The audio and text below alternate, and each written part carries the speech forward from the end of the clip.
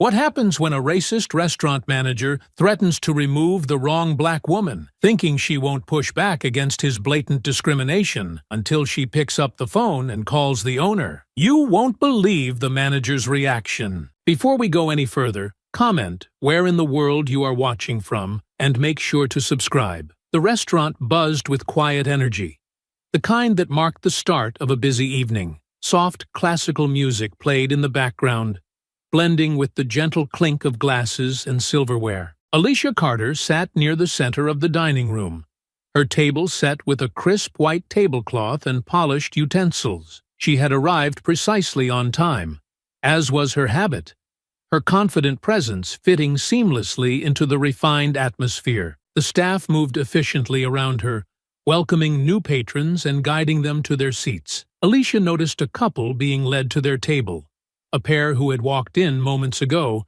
clearly without a reservation. She glanced down at her menu, but made a mental note. "Everything all right, ma'am?" the waiter asked, stopping briefly as he refilled her water. Alicia nodded, offering a polite smile. "Just waiting on my meal, thank you." She settled back into her chair, scanning the room. The other diners seemed engrossed in their own conversations, a mix of business professionals and couples enjoying a night out. She relished these moments of quiet observation, finding beauty in the rhythm of life around her. Near the entrance, the restaurant manager, Michael Turner, stood with his arms crossed. His sharp suit as pressed and pristine as his expression was stern. He tapped his earpiece, listening intently to someone on the other end of the line. Whatever he heard made his posture straighten. A server approached him with a questioning look, and Michael leaned in, lowering his voice. "They're on their way. We need to be ready." His eyes scanned the dining room, lingering on Alicia's table. A faint frown creased his face, his gaze flickering to the open reservation list in his hand. He motioned for the waiter to step closer. "Table 7, Michael said quietly, nodding in Alicia's direction. "We might need to clear it. Keep it on standby." The waiter hesitated. "But, sir, she's already seated," and Michael cut him off with a wave of his hand. "Just do it. I'll handle it." Unaware of the exchange, Alicia adjusted her napkin and glanced at her phone. The hum of conversation continued around her, but Michael's sharp eyes remained fixed on her table, calculating his next move. The calm hum of the restaurant persisted as Alicia sat, unaware of the storm brewing near the entrance. She traced her finger along the menu, debating between two dishes, while the waiter returned to Michael's side. "She's still there," the waiter said hesitantly, glancing toward Alicia's table. Michael's face hardened. "Fine. I'll deal with it." He straightened his jacket, his sharp movements betraying his annoyance. As he strode across the room, Alicia noticed him approaching. She set her menu down, her gaze steady as he stopped at her table. "Good evening," he began, his smile thin and brittle. "I'm Michael Turner, the manager here. I'm afraid we have a situation." Alicia tilted her head slightly. "What kind of situation?" Michael clasped his hands in front of him, his tone measured. "A very important guest will be arriving shortly, and we'll need to make some adjustments to our seating arrangements. Unfortunately, that means I'll need to ask you to vacate this table." Alicia raised an eyebrow. "Vacate? Why? I have a reservation, and I was seated on time." Michael's smile tightened. "I understand, but as I said, this is an exceptional circumstance. I trust you'll be understanding about the needs of the restaurant." She leaned back in her chair, her expression calm but firm. "I don't understand, actually. Why not ask someone else to move? There are at least 3 tables that were seated after me." Michael's expression faltered briefly, irritation flashing in his eyes. "Ma'am, I'm asking you because this is a business decision. We need to maintain a certain ambiance for tonight's special guests." "Ambiance?" Alicia repeated, her tone sharpening. "And my presence ruins that for you?" His mask of professionalism slipped further. "Look," he said, his voice low but clipped. "This is not personal. I'm offering you a chance to handle this gracefully. Don't make it harder than it needs to be." Alicia sat up straighter, her gaze narrowing. "Are you threatening me?" Michael exhaled sharply, glancing around to ensure no one else could hear. "I'm simply saying that if you don't cooperate, I'll have to involve security. I'd hate for things to escalate unnecessarily. Alicia froze for a moment, then smiled coolly. Escalate? Yes, he said with more confidence now. This doesn't have to be unpleasant. But if you insist on making a scene, I will act in the best interest of this establishment. She let his words hang in the air, studying him intently. Then, with deliberate calm, she folded her napkin and placed it on the table. I see. So, your solution is to intimidate paying customers to accommodate special guests. Is that it? Michael's jaw tightened, his voice dropping further. You're not the first person I've had to deal with like this. I can make this as easy or as difficult as you want. Alicia's smile widened, but it didn't reach her eyes. She stayed seated, her calm composure now laced with steel. I think I'll stay right here for now. His nostrils flared, and he straightened up, clearly frustrated. Fine, I'll give you 5 minutes to reconsider before I return with security. He turned abruptly and walked away, leaving Alicia to sit amidst the hushed murmurs of nearby diners who had overheard snippets of the exchange. Alicia took a deep breath, steadying herself. She glanced toward Michael, who was now speaking to a pair of staff members, his gestures animated and his expression tense. She didn't know what his next move would be, but one thing was certain. This wasn't over. Alicia's fingers grazed the edge of the table as she sat still, her thoughts racing. The anger simmering beneath her calm exterior was tempered by experience. This wasn't her first encounter with someone like Michael Turner. He was the type who thought his position gave him the right to decide who mattered and who didn't. Her eyes drifted to the other patrons. Some were engrossed in their conversations, oblivious, while others cast curious glances in her direction. She caught snippets of hushed murmurs, questions about what was happening, followed by awkward silence when they realized she had noticed them. She closed her eyes briefly, letting out a slow, steady breath. This wasn't just about her. She could feel it in her bones. People like Michael didn't stop at one person. How many others had he humiliated like this? How many had been quietly pushed out, forced to leave without a fuss? The click of polished shoes brought her attention back. Michael was returning, this time flanked by 2 uniformed security guards. His expression was colder now, his earlier mask of civility replaced by impatience. "Ma'am," he began sharply, his tone leaving no room for pretense, "I warned you about this."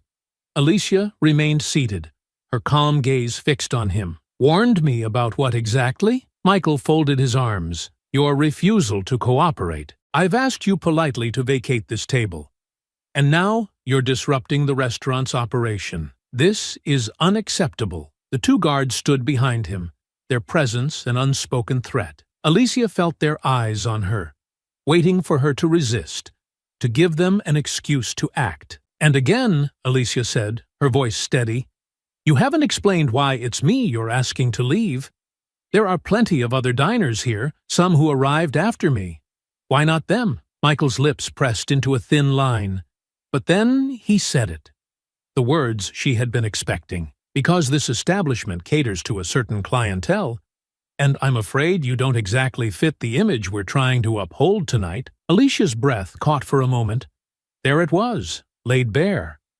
No innuendos, no veiled excuses, just the raw, ugly truth. "Say that again," she said, her voice low. Michael's eyes darted around, suddenly realizing the weight of his words. He shifted uncomfortably, but doubled down. "We have a responsibility to maintain a high standard here, and frankly, I don't believe you align with that standard." She stood slowly, her movements deliberate. Her height didn't match his, but her presence loomed far larger. The guards behind Michael tensed, but she made no move to resist. Instead, she adjusted her dress and reached for her bag. "You think you can do this," she said softly, almost to herself. Then her voice grew firmer, enough to make Michael flinch. "You think you can treat people like this and get away with it?" "I've made my position clear," he replied stiffly. "Now, if you'd kindly step aside, we can resolve this without any further issues." Alicia looked at him for a long moment, her expression unreadable. Then, with a calmness that belied the storm inside her, she pulled her phone from her bag. "Wait," she said, holding up a finger. "Before you have security escort me out, I just need to make a phone call. Michael's brow furrowed in confusion, his confidence wavering as she turned slightly away, already dialing. Michael crossed his arms as Alicia raised her phone to her ear, his expression a mix of annoyance and disbelief. The security guards exchanged glances, unsure whether to intervene or wait for further instructions. "Go ahead and make your call," Michael said dismissively, his tone dripping with condescension. "I'm sure whoever you're calling will understand the situation perfectly." Alicia didn't respond. She stepped a few paces away,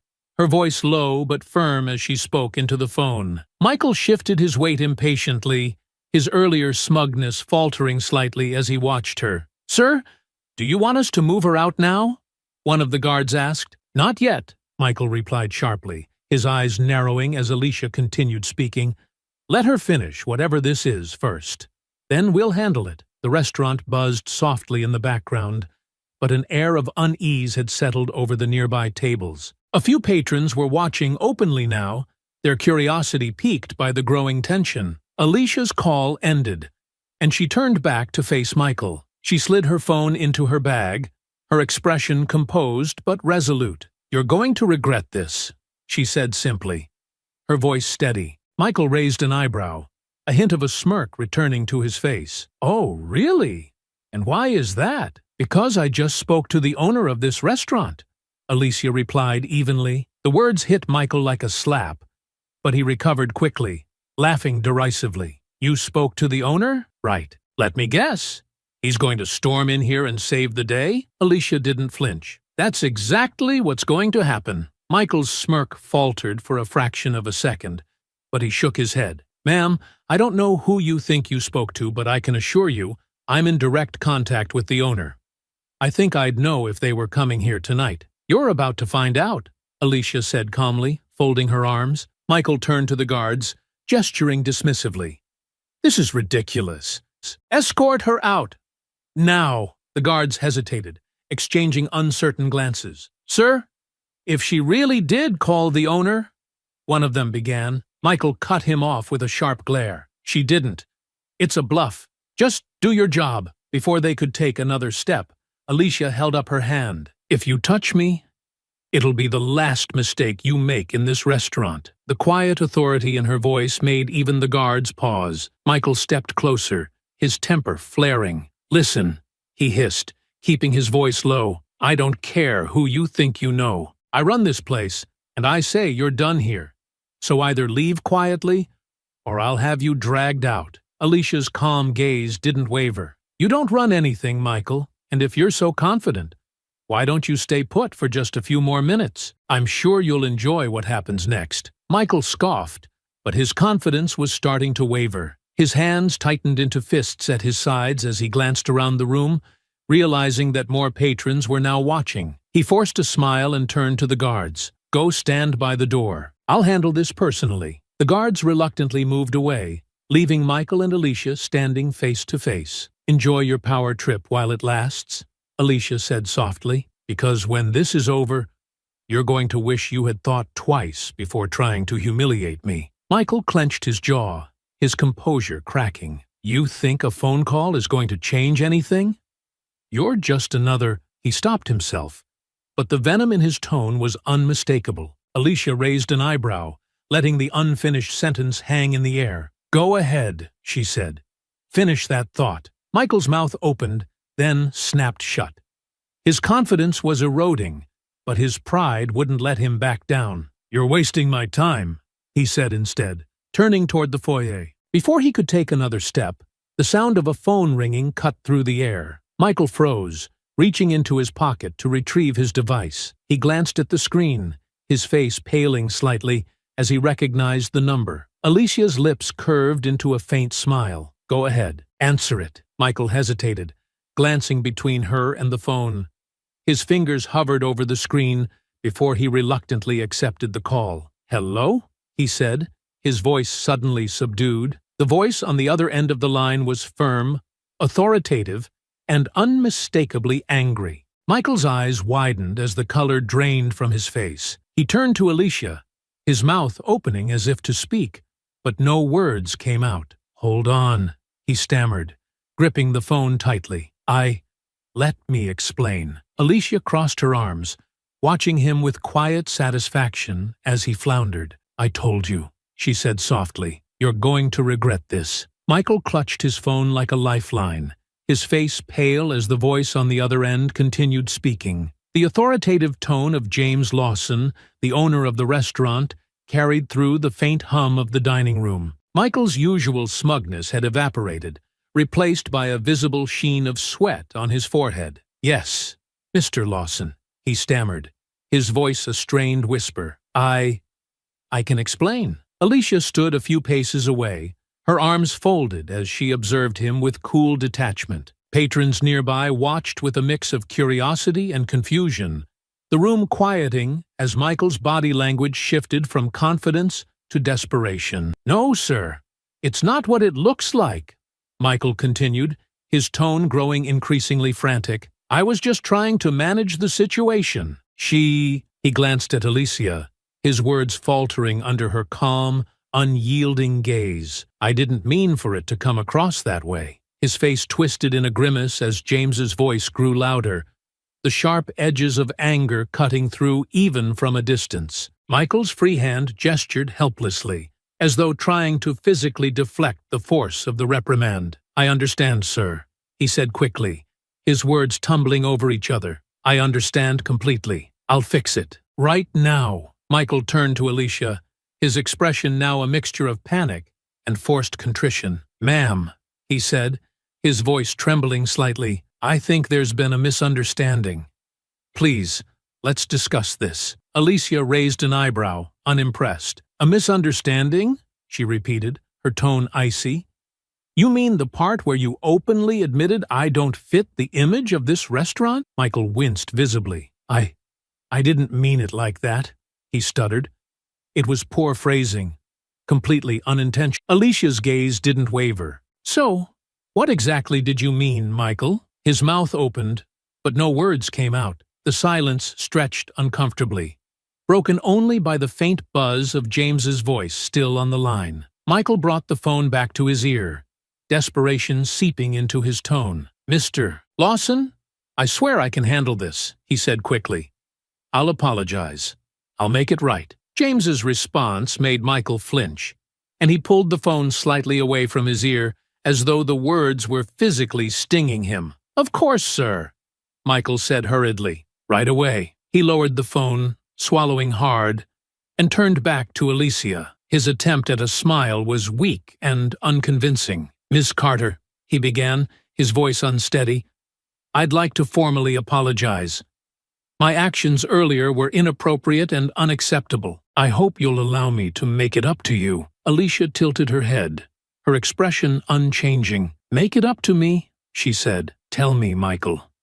How exactly do you plan to do that? Michael faltered, searching for words. I can comp your meal. Provide a future reservation.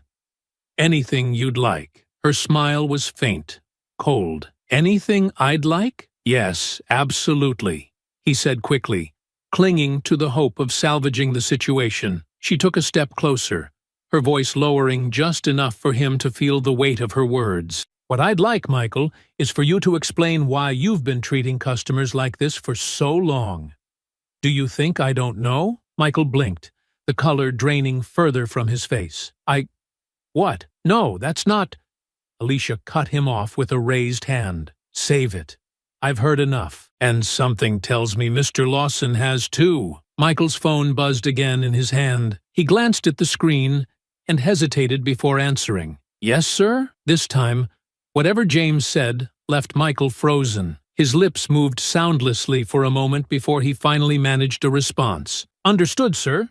I'll do exactly as you say. He hung up, his hand trembling slightly, and turned back to Alicia with a strained expression. The owner would like to speak with you, he said, his voice barely above a whisper, offering her the phone. Alicia took it without a word, her expression unreadable. She brought the phone to her ear, her voice steady. James, it's good to hear from you. Michael watched as Alicia spoke with the owner, his composure unraveling further with every second. He could only imagine the conversation taking place, and judging by the cool satisfaction on Alicia's face, It wasn't going in his favor. When Alicia ended the call and handed the phone back, Michael looked at her like a man waiting for the axe to fall. "What? What did he say?" he asked, his voice trembling. Alicia's smile was razor-sharp. "You'll find out soon enough." Alicia handed Michael's phone back with an air of quiet confidence.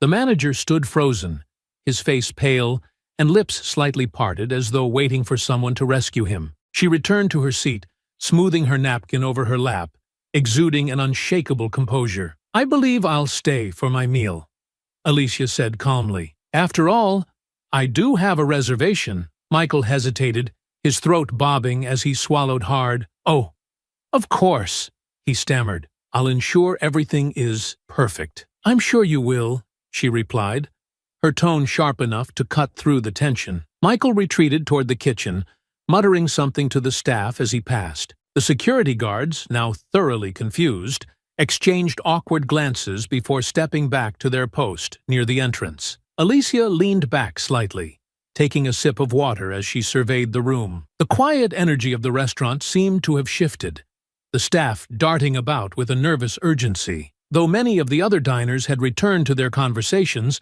a few continued to steal glances in her direction, curious about the unfolding drama. Before long, a ripple of excitement swept through the room. The restaurant doors opened, and an A-list celebrity walked in, their presence magnetic and undeniable. Heads turned, conversations paused, and even the waitstaff faltered in their steps. Alicia watched the commotion with mild interest, her expression unreadable. The celebrity, dressed impeccably in designer attire, scanned the room as their entourage coordinated seating arrangements. But then, something unexpected happened. The celebrity's gaze landed on Alicia, and their face lit up with recognition. Ignoring their entourage, they strode purposefully toward her table, drawing even more attention from the room. "Hey!" they exclaimed warmly, their voice cutting through the hushed murmurs. "I didn't know you were in town." Alicia stood, offering a polite smile. "It's been a while," she replied. The celebrity glanced at the empty chair across from her.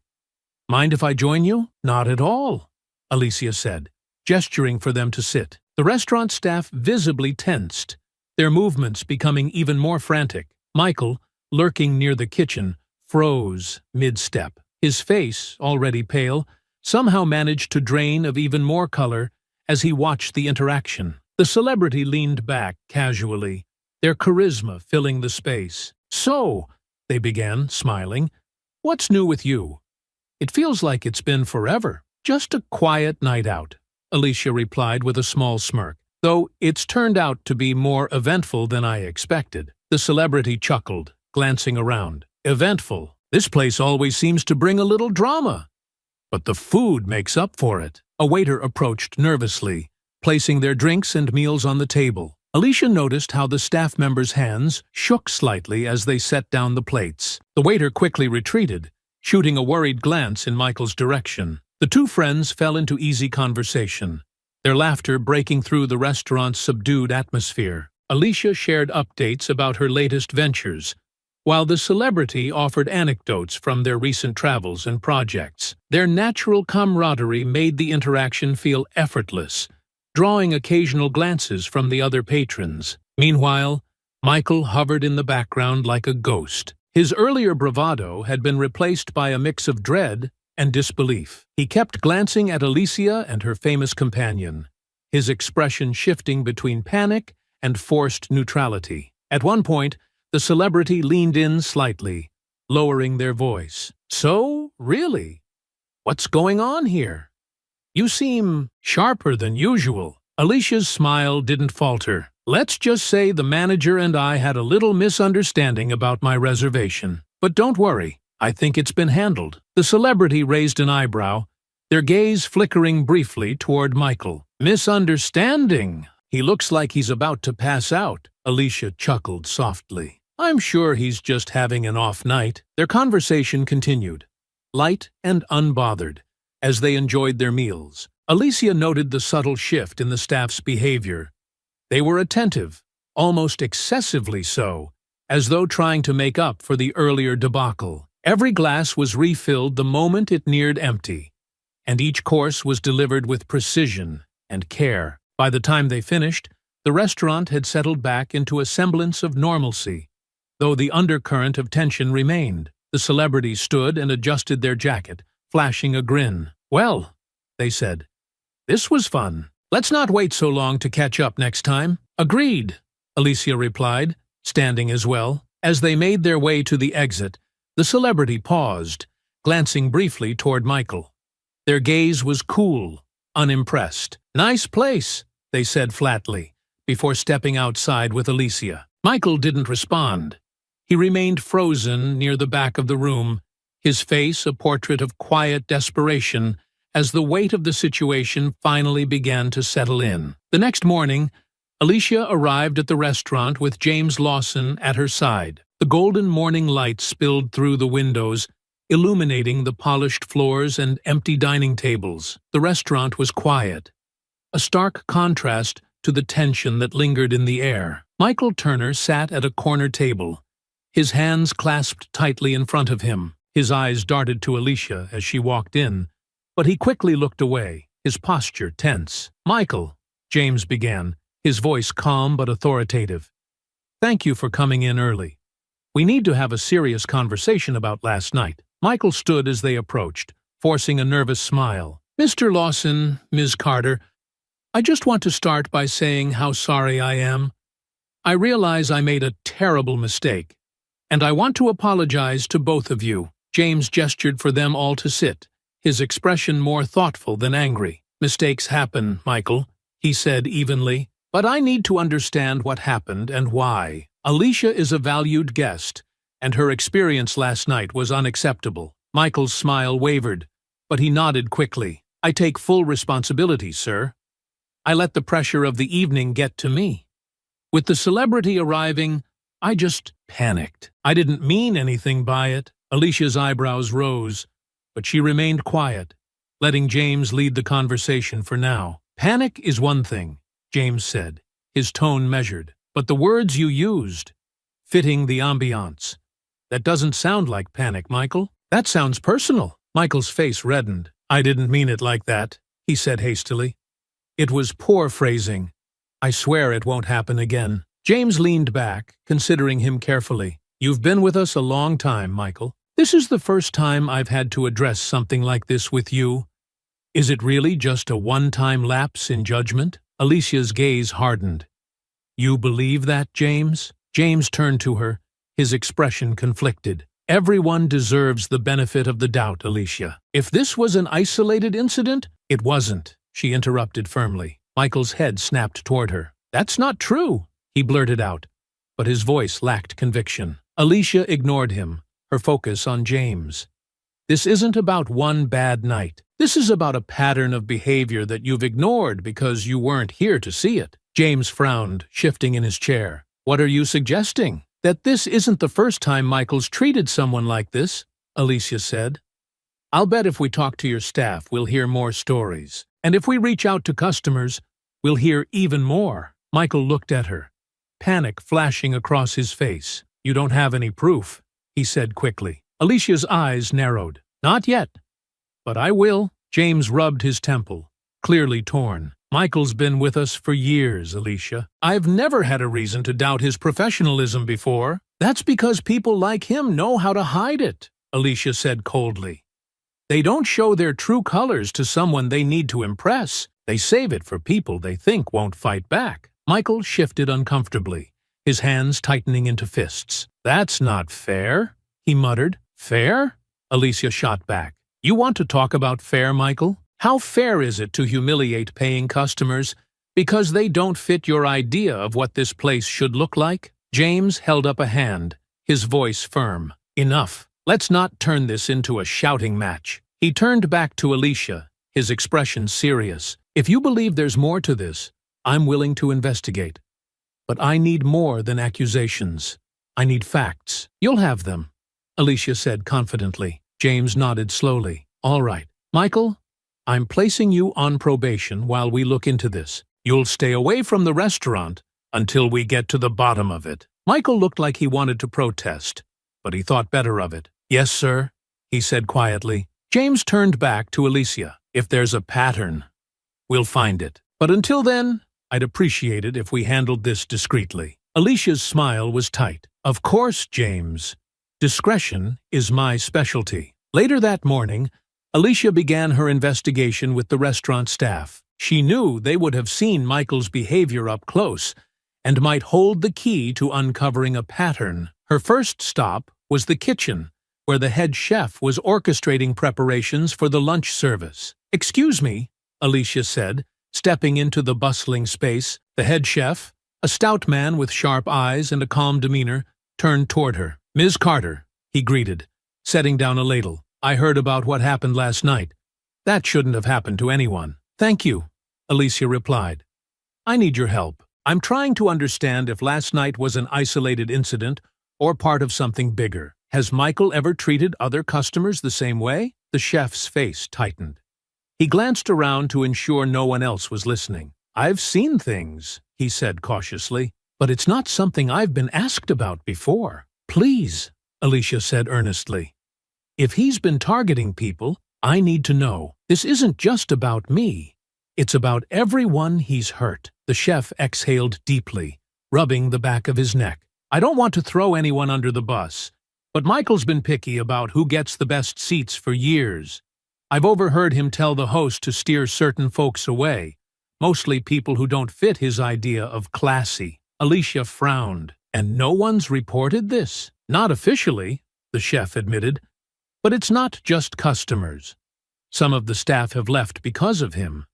He plays favorites and makes it hard for people he doesn't like to get ahead." "Anyone specific?" The chef hesitated. "There was a young waiter a while back. Great kid, worked hard.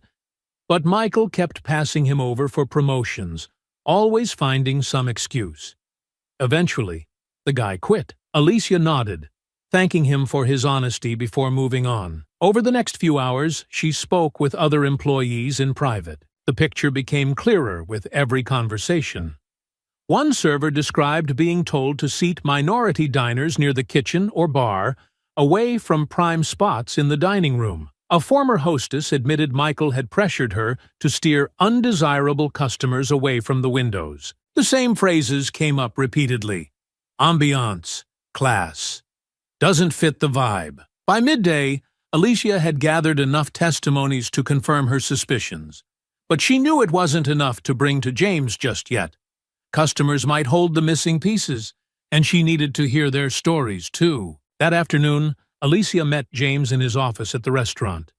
He looked up from his desk as she entered, his expression grave. "Find anything?" he asked. "Plenty," Alicia replied, setting a folder of notes on his desk. "I spoke with the staff. Almost everyone had a story about Michael. He's been using his position to discriminate against both employees and customers." James opened the folder, scanning the pages.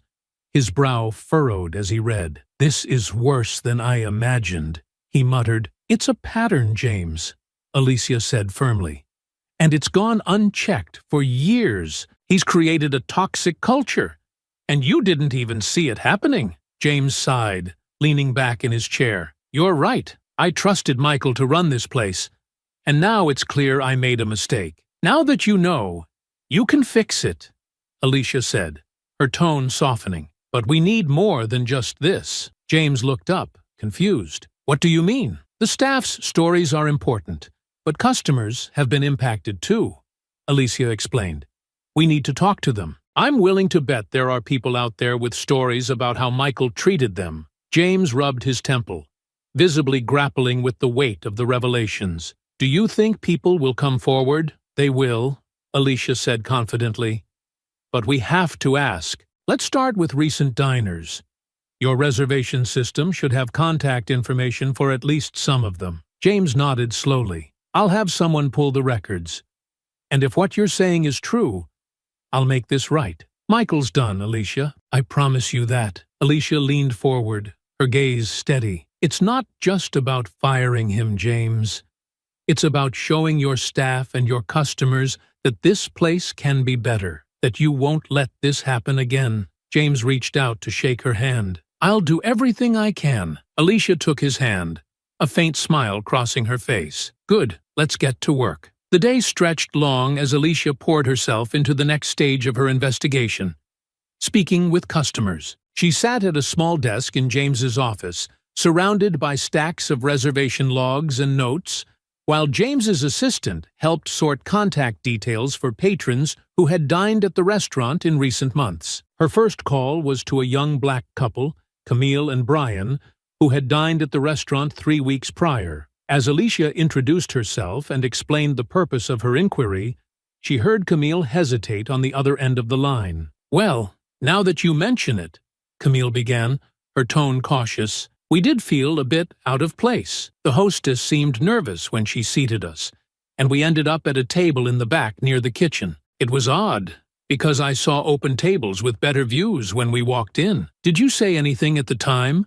Alicia asked gently. "We tried," Camille replied, "but the manager, Michael, I think his name was, he just said those tables were reserved and walked away before we could press further. It didn't feel right, but we didn't want to make a scene." Alicia frowned, noting the familiar pattern. "Thank you for sharing.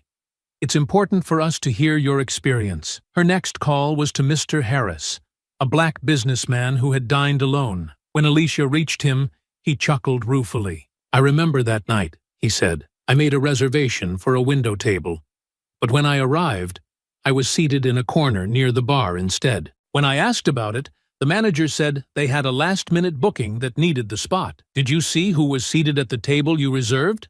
Alicia asked. "I did," Mr. Harris replied. "It was a white couple who arrived after me. They didn't look like they had a reservation, but Michael greeted them personally, so I figured they must have been VIPs. Alicia's pen paused over her notepad. "And how did that make you feel?" "Dismissed," Harris said simply. "Like I wasn't worth the effort. It's not the first time I've experienced something like this, but it still stings." Call after call, Alicia heard variations of the same story, all from black patrons. A pair of sisters described being given the smallest table in the house, despite arriving early for their reservation. A young professional shared how Michael had barely acknowledged her presence when she asked for assistance with her meal. Another couple, who had since stopped visiting the restaurant, revealed they had felt unwelcome on more than one occasion. What stood out most was the shared frustration in their voices, not just about the treatment itself, but about the subtlety of it. Michael's behavior had been just polite enough to avoid outright confrontation, but dismissive enough to leave them feeling unwelcome. By late afternoon, Alicia had compiled a growing stack of notes. Her stomach churned with a mix of frustration and vindication as the stories piled up. The picture was unmistakable. Michael's discriminatory behavior had affected countless black patrons, many of whom had quietly decided to take their business elsewhere. That evening, Alicia returned to James's office to share her findings. He was on the phone when she arrived, his voice low and serious. As he hung up, he gestured for her to take a seat. "How did it go?" he asked, his expression tired but curious. "Exactly how I expected," Alicia replied, placing her notebook on his desk. "I spoke with 6 black customers today, and all of them described being treated unfairly by Michael. He's been systematically prioritizing white patrons while dismissing black diners." James frowned, flipping through the notes. "I didn't realize it was this bad," he muttered. "It's worse than bad, James," Alicia said firmly. "These are just the people I was able to reach today. Imagine how many others had similar experiences, but never said anything." James leaned back in his chair, running a hand through his hair. "What bothers me most is how subtle it's been. I've dined here dozens of times and never noticed. How does someone get away with this for so long?" "Because people like Michael know how to cover their tracks," Alicia said. "He uses just enough plausible deniability to avoid outright confrontation, but it's clear he's been doing this for years." James sighed heavily, staring at the notes on his desk. "What did the customers say when you told them why you were calling?" "They appreciated it," Alicia replied. "Most of them had written it off as bad luck or poor service, but when I explained the bigger picture, they understood. Some even said they'd come back if things changed." James nodded slowly. "That's something, at least. But this isn't just about winning back customers, Alicia continued. This is about accountability. Michael created a culture of exclusion here, and it hurt both your patrons and your employees. That needs to change. James met her gaze, his expression resolute. You're right. We need to fix this. Not just fire Michael and move on, but make sure it never happens again. Alicia nodded, satisfied. Then let's start with transparency. We need to reach out to more customers, hear their stories, and let them know we're taking this seriously. James straightened in his chair. I'll make sure my team is ready. We'll pull more records and start contacting patrons tomorrow. And you'll hold a staff meeting? Alicia pressed. They need to hear what's happening and what's going to change. Absolutely, James said. This restaurant will be better, Alicia. I promise you that. The next morning, the restaurant buzzed with a different kind of energy. James had called for an all-staff meeting before the doors opened, filling the dining area with murmurs of curiosity and unease. Servers, cooks, hosts, and cleaners stood in clusters, exchanging whispers about the sudden announcement. Alicia arrived early, taking a seat near the front alongside James. She had spent the evening reviewing her findings and was ready to present them. Her calm demeanor masked the fire she felt inside. This was the moment where the truth needed to come to light. When everyone had gathered, James stepped forward, his face set with determination. He raised a hand, and the room fell silent. Thank you all for being here, he began. As you've probably guessed, this meeting isn't part of our usual routine. I called you here because something serious has come to my attention. Something that affects every single one of you, as well as our customers. The staff exchanged puzzled looks, a few shifting uncomfortably as James continued. For years, this restaurant has prided itself on being a place where everyone feels welcome, James said. But recently, I've learned that hasn't always been the case. There have been instances, far too many, of guests being treated unfairly, and I take full responsibility for allowing it to happen. Alicia noted the surprised glances exchanged among the staff. It was clear many hadn't expected such an admission from their boss. James gestured toward her. Alicia Carter has been working with me to investigate these issues. She's spoken with customers and staff, and what she's uncovered is troubling. I'll let her explain. Alicia rose, her calm gaze sweeping across the room. Thank you, James, she said, stepping forward. Over the past few days, I've spoken to staff members and several customers who've dined here. What I've found is a clear pattern of discrimination, specifically against black customers. The room went still. Some staff members looked down at their shoes, while others stared at Alicia with wide eyes. For years, certain guests have been treated as second class, Alicia continued. They've been seated in undesirable areas, ignored by management, or even turned away under false pretenses. And all of this was done under the guise of maintaining ambiance. A ripple of unease spread through the crowd. A few employees nodded subtly, as though confirming what they'd suspected but hadn't dared to voice. This behavior wasn't random, Alicia said firmly. It was orchestrated by Michael Turner, who used his position to enforce his own biases. A gasp broke the silence, followed by a wave of murmurs. All eyes turned toward Michael, who stood near the back of the room, his face flushed and his jaw clenched. This is outrageous, Michael snapped, stepping forward. You can't just accuse me of something like that without proof. Alicia didn't flinch. I have proof, she said, her voice steady. I've documented testimonies from multiple customers and staff members, all of whom have shared consistent stories about your behavior. Would you like me to read them aloud? Michael's face turned a deeper shade of red. He opened his mouth to respond, but faltered, glancing around the room. The staff's expressions ranged from anger to disappointment, and it was clear his usual bravado wouldn't save him this time. I made decisions based on what was best for the restaurant, Michael said defensively. That's my job as a manager. Your job, Alicia shot back, was to treat every guest with respect and fairness. Instead, you used your authority to marginalize people who didn't fit your personal vision of ambiance. James stepped forward, his tone sharper now. Michael, This isn't just about one or two incidents. This is a pattern. One that has hurt our customers, damaged our reputation, and betrayed the values this restaurant was built on. Michael looked to James, desperation creeping into his voice. Sir, I've been loyal to this place for years. I didn't mean for things to get out of hand. Please, let me fix this. James's expression hardened. You had years to fix it, Michael. Instead, you doubled down. Effective immediately. Your employment here is terminated. The room was silent as the weight of James's words sank in. Michael stood frozen, his mouth opening as though to protest. But no sound came out. James turned back to the group. I owe all of you an apology, he said. I let this happen by not paying closer attention. That changes now. Starting today, we're implementing mandatory training on equity and inclusion, and I'm putting measures in place to ensure no one is ever treated unfairly again.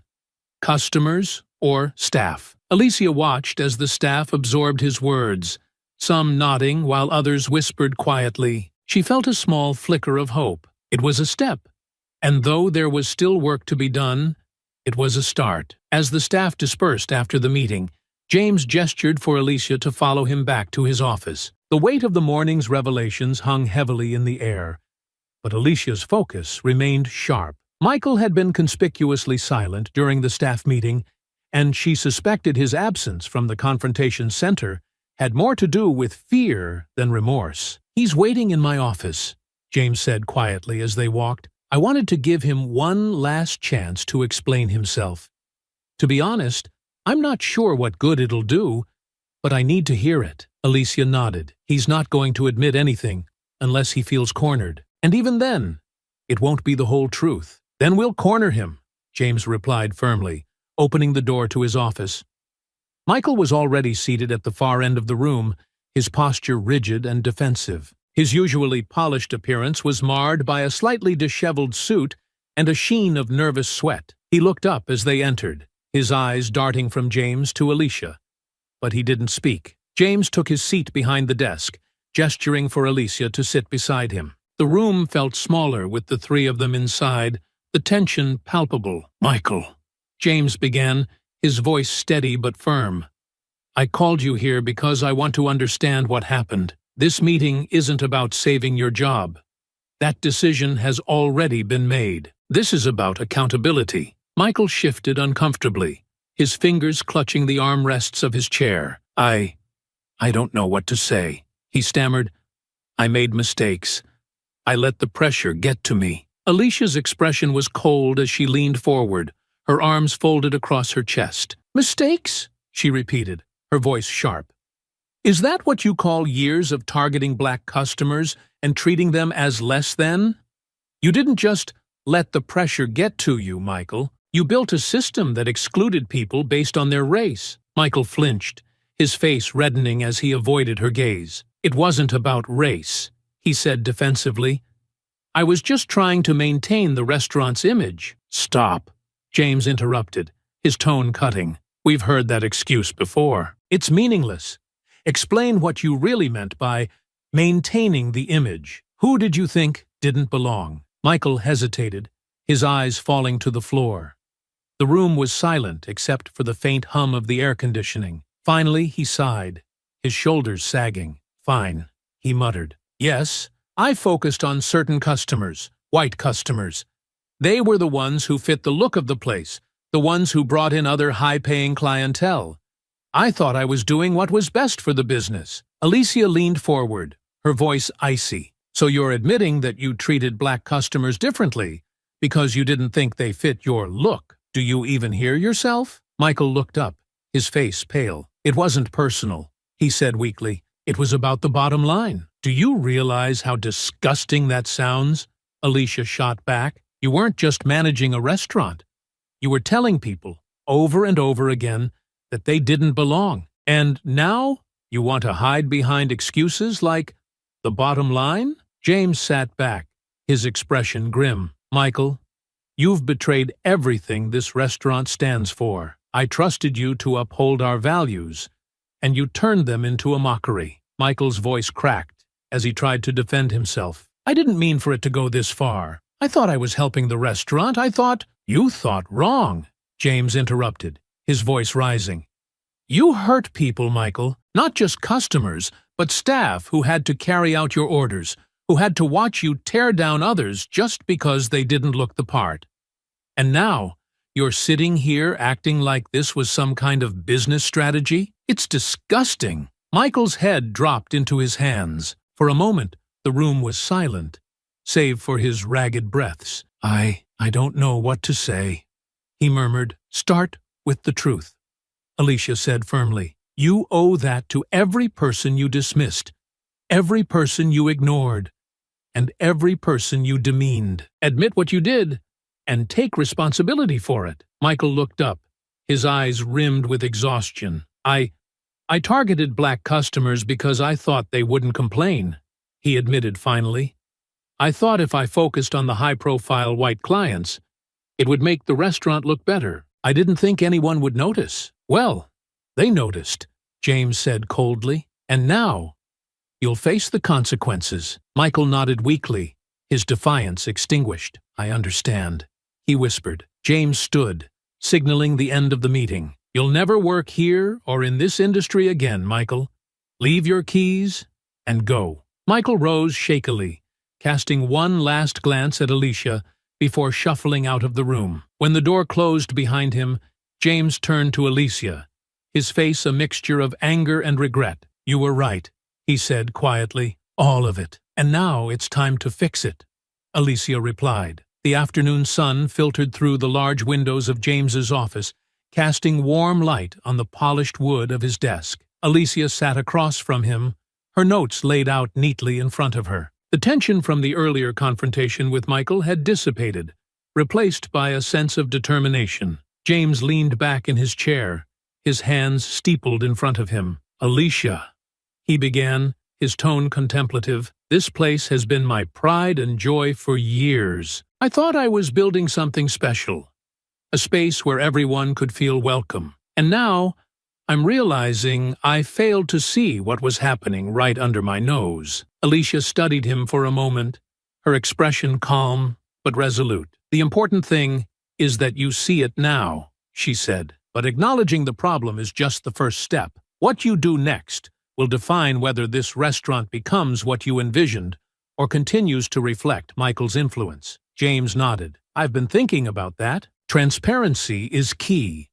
I need to be upfront with my staff and customers about what happened and what we're doing to fix it. But I don't want to stop there.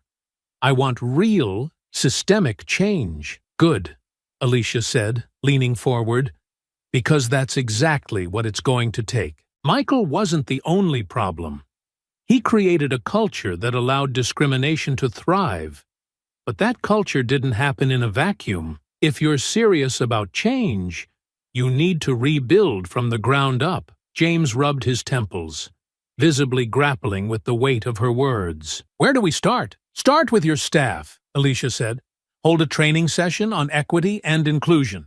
Not a box-checking exercise, but something meaningful. Bring in experts who can help your employees recognize and challenge biases, both their own and others. James nodded slowly, jotting down notes. What else? You need a system for accountability, Alicia continued. Anonymous reporting channels, regular staff reviews, and oversight to ensure that no one else abuses their position the way Michael did. And that includes you, James.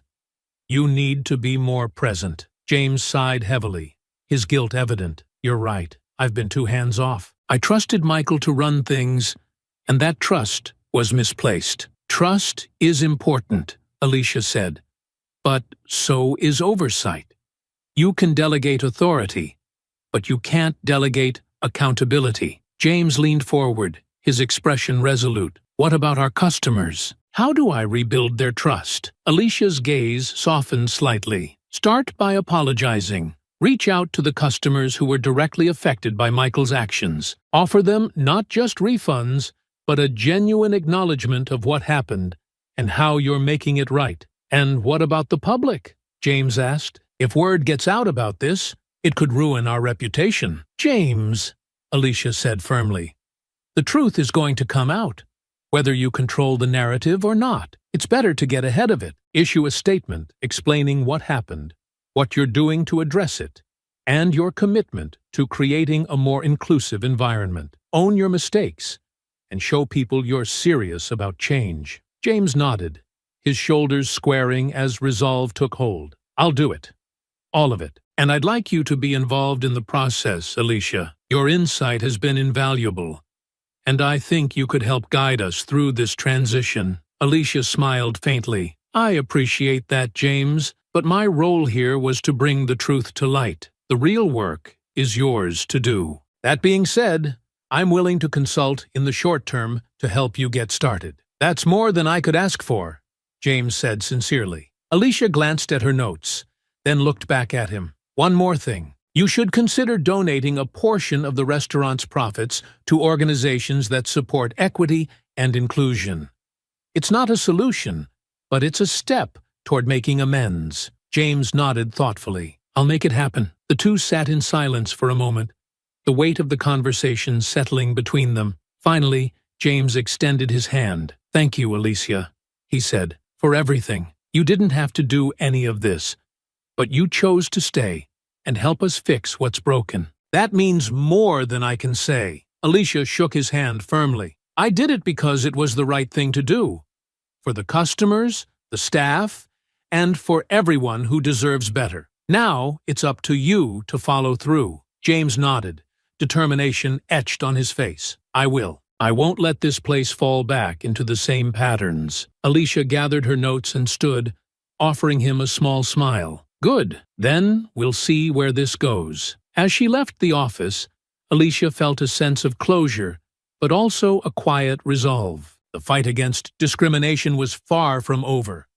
But this victory, small as it might seem, was a step in the right direction. Months later, Alicia stepped through the doors of the restaurant, her heels clicking against the polished marble floor. The atmosphere was vibrant, alive with the hum of conversation and the soft clinking of glasses and cutlery. She paused for a moment, taking in the sight that greeted her. The changes were subtle yet profound, a space that now radiated warmth and inclusivity. The host, a young black man with a friendly smile, greeted her as she approached the stand. Welcome to Lawson's, he said warmly. Do you have a reservation? I do, Alicia replied, giving her name.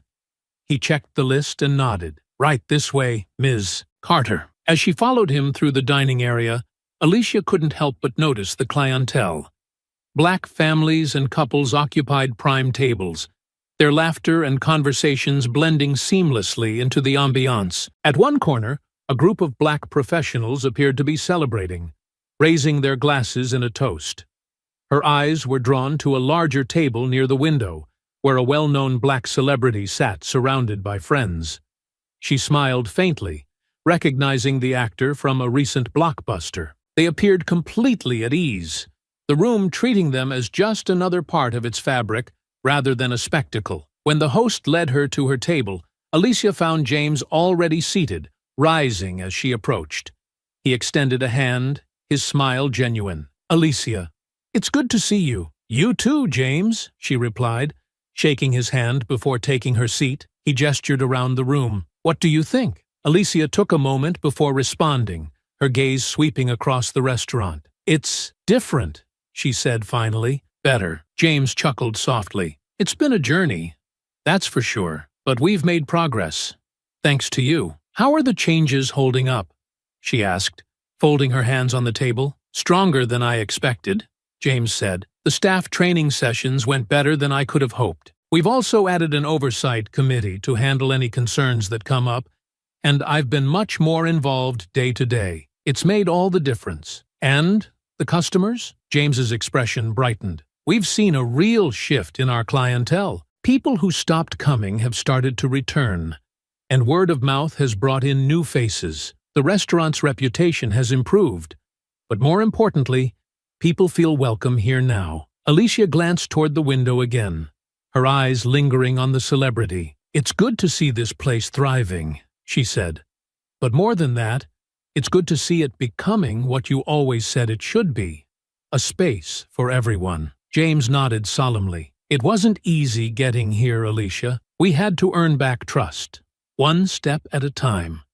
And I know there's still work to do. But moments like this, he gestured to the room around them, they remind me why we did it. As their conversation continued, a server approached to take their orders. The young woman, smiling and attentive, treated Alicia with the same warmth and professionalism she extended to every table. Alicia couldn't help but feel a quiet satisfaction, proof that the culture had genuinely changed. When their meals arrived, James raised his glass. "To you, Alicia," he said, "for holding me accountable, for pushing me to be better, and for showing me what I couldn't see on my own. I'll always be grateful." Alicia raised her glass, a small smile tugging at her lips. "To progress," she said simply, "and to making sure it sticks." They clinked glasses, and for a moment, the weight of the past months lifted. As Alicia dined, she observed the room with a sense of quiet pride. This was no longer just a restaurant. It was a testament to the power of accountability and the possibility of change. The journey wasn't over, but today was proof that even the smallest victories could lead to something greater. When she finally left, stepping into the cool evening air, Alicia glanced back at the glowing windows of the restaurant. She thought of the people inside, the staff, the customers, the community they were building, and felt a renewed sense of purpose. Change was never easy, but it was always worth fighting for. The evening air was crisp as Alicia walked to her car, the lights from the restaurant glowing softly behind her. The visit had given her a sense of closure she hadn't realized she needed. Yet, as she unlocked her car door, her thoughts lingered on the journey it had taken to get here. Alicia paused, leaning against the car for a moment, staring back at the restaurant. Months ago, it had been a symbol of exclusion, a place where people like her were made to feel invisible. Now, it was something entirely different, a beacon of change, however small. She climbed into the car, the soft hum of the engine breaking the quiet as she drove through the bustling city streets. The memories of everything that had happened replayed in her mind. The confrontation with Michael, the interviews with staff and customers, the endless conversations with James about what real accountability looked like.